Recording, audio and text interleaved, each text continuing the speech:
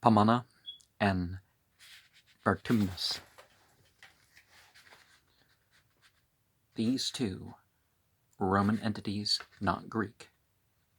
Pomona was the only nymph who did not love the wild woodland. She cared for fruits and orchards, and that was all she cared for.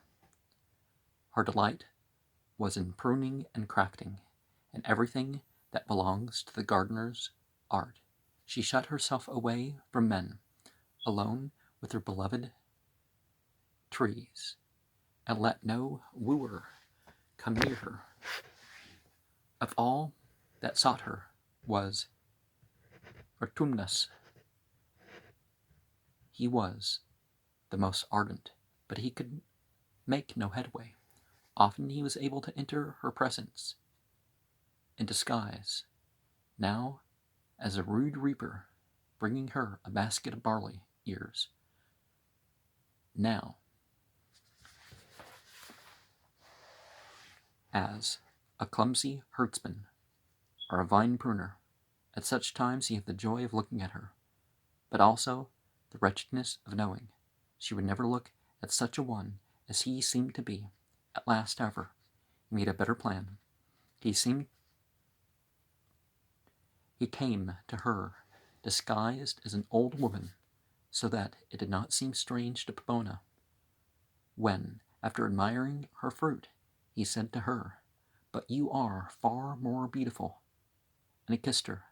Still, he kept on kissing her, as no old woman would have done, and Pomona was startled.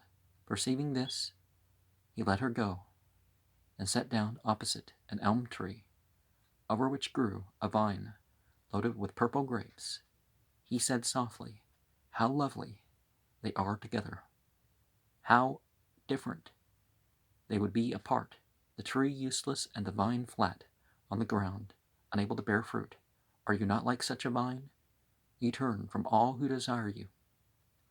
You will try to stand alone, and yet there is one. Listen to an old woman who loves you more than you know.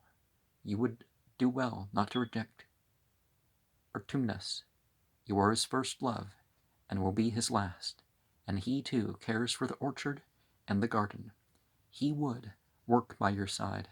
Then, speaking with great seriousness, he pointed out to her how Venus had shown many a time that she hated hard-hearted maidens, and he told her the sad story of Anaxarete, who had disdained her suitor Edith, until in despair he hanged himself from her gatepost, whereupon Venus turned the heartless girl into a stone image. "Be warned," he begged, "and yield to your true lover."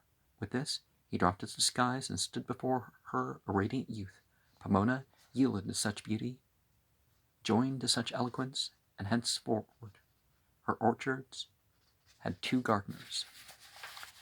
And there are reasons, other than the similarity of name, why we can connect this to, like, the Goetia number 9. And I did that in the program.